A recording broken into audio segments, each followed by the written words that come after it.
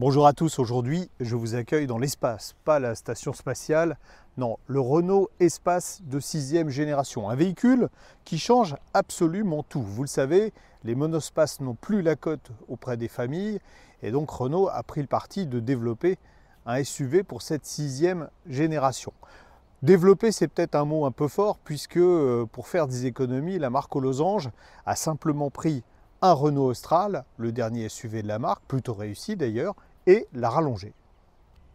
L'accroissement de la longueur est conséquent puisque c'est 21 cm de plus que l'Austral et malgré ça, eh bien cet Espace 6 est quand même 14 cm plus court que la précédente génération. Bon, c'est un beau bébé, 4,72 m de long. Il est aussi plus bas de 3 cm que l'ancien Espace qui lui confère un look, on va le dire, plus dynamique, un look de SUV.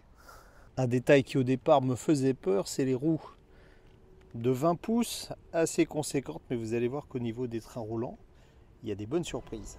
Ce qui est également totalement nouveau sur l'Espace 6, c'est la motorisation. Terminé les diesels, les moteurs essence, on a un seul choix, c'est une motorisation hybride qui marie un moteur 1,2 litre TCE, un petit 3 cylindres qui développe 130 chevaux, à deux moteurs électriques, un moteur électrique de 70 chevaux et un moteur électrique qui est intégré à la boîte à crabot et qui fait 25 chevaux. Le tout pour une puissance totale de 200 chevaux, ça devrait être suffisant et alimenté pour les moteurs électriques par une petite batterie qui fait 2 kWh. La mauvaise surprise, c'est la taille du coffre qu'on imaginait beaucoup plus grand sur un véhicule de ce gabarit. Il fait 477 litres. L'explication, c'est que vous avez deux sièges supplémentaires, c'est donc un 7 places. La version 5 places est également disponible, vous gagnerez 100 litres de volume de charge. L'accès à ces places arrière n'est pas pratique, il faut avancer le siège comme ça, et puis ça restera de toute façon pour des enfants.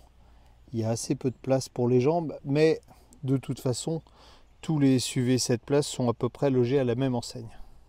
C'est beaucoup plus agréable au deuxième rang, déjà parce que vous avez une place qui peut être conséquente avec une banquette, vous voyez, qui est réglable sur 20 cm quand même. Voilà. On peut aussi incliner les dossiers des sièges arrière. Puis une sellerie magnifique sur cette finition.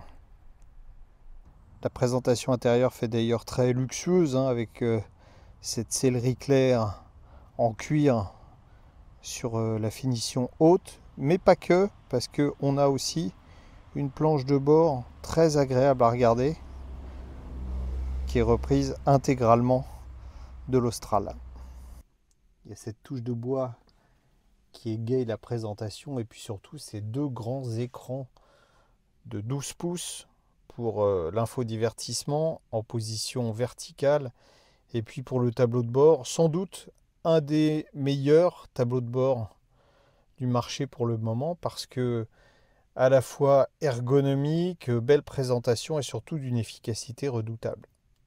L'efficacité, on la doit à l'interface Google, en particulier avec la navigation. On a Google Maps, donc là en la matière, c'est réellement ce qui se fait de mieux sur le marché actuellement.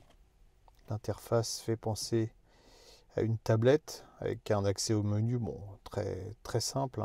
On peut aussi paramétrer pas mal de choses sur la voiture. Les sièges sont massants, pour l'instant la fonction n'est pas en route. Et on a un système audio de très bonne qualité. Voilà. Signé Harman Kardon. Renault a quand même conservé des touches physiques pour gérer la climatisation. On a des touches directes pour supprimer certaines aides à la conduite, comme le maintien dans la file. Tout le monde ferait bien de suivre cet exemple. Un volant multifonction, comme c'est désormais de mise sur toutes les voitures, avec des petites palettes pour régler ici la récupération d'énergie en décélération. Et puis le bouton multisense qu'on trouve désormais sur toutes les Renault, qui permet de changer les ambiances du tableau de bord. On peut passer sport, confort, éco. Vous avez aussi une personnalisation qui est possible. J'avais quelques inquiétudes avec la monte pneumatique de la voiture sur cette version iconique. On a des jantes de 20 pouces Et en fait, c'est presque surprenant parce que la voiture à motorisation équivalente est même plus confortable que le Renault Austral. L'explication, c'est que les réglages de suspension sont différents. On a privilégié ici le confort. Et c'est vrai qu'on n'a pas du tout de trépidation et c'est extrêmement moelleux. C'est très agréable à conduire. Ça se marie d'ailleurs très bien avec la motorisation quand on roule gentiment, puisque on ne sent absolument pas les transitions entre les différents modes. On peut avoir du 100% électrique, on n'entend pas la mise en route du moteur thermique, on sent absolument pas le passage des rapports. Et puis autre chose étonnante, là on arrive dans les virages, c'est que on a un véhicule qui est quand même imposant, 4,70 m de long, avec des suspensions souples. Et regardez, finalement, il fait preuve d'une certaine agilité. Et là, le secret, il est dans les roues arrière. Grâce au châssis Ford Control, on peut prendre des virages en épingle à cheveux. Ford Control, c'est les roues arrière directrices. Regardez, là, il faudrait que je fasse une manœuvre normalement. Et vous voyez, hop, les roues arrière braquent.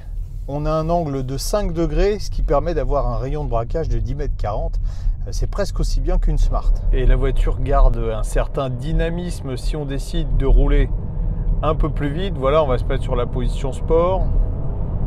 Il y a quand même du répondant au niveau moteur, même si on n'a qu'un petit moteur 1,2 litre. On a au total 200 chevaux.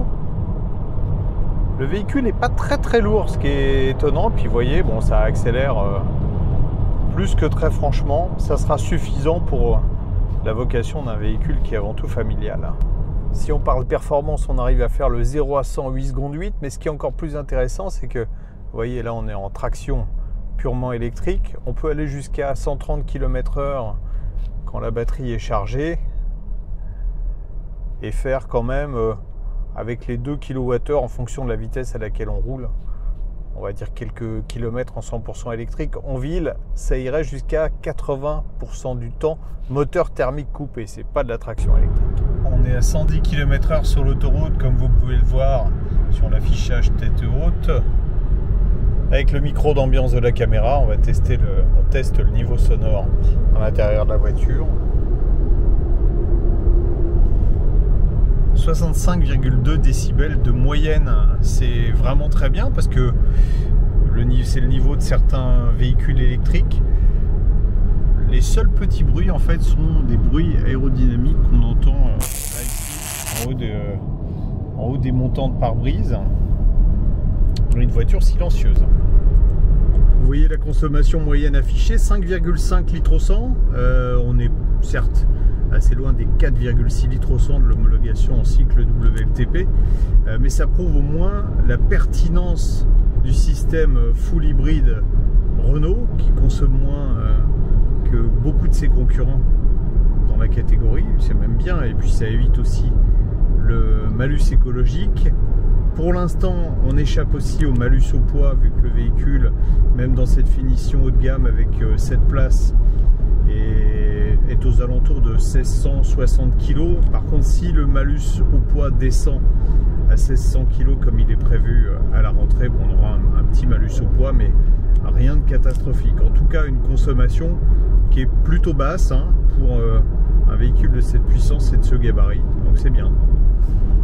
Je vais vous le dire franchement, Renault n'aurait peut-être pas dû appeler cette voiture Espace, parce que c'est vrai qu'il n'a rien à voir avec les précédentes générations. Tant mieux pour moi. Je vais vous faire une confidence, je n'ai jamais apprécié les monospaces. Il faut donc le considérer comme un SUV, et quand on le compare à ses concurrents, il est plutôt pétri de qualité. Bon, il est joli, mais ça sera une affaire de goût. Il est confortable, il est surtout plaisant à conduire, plus performant que beaucoup de ses concurrents. Il est moins modulable qu'un 5008, mais comme je vous l'ai dit, il est plus performant. Et puis surtout, dernier point, en prenant la base de l'Austral, Renault peut faire des économies de fabrication, et cette version extrêmement bien équipée, iconique, est vendue 49 500 €. C'est un choix très raisonnable quand on a une petite famille à transporter.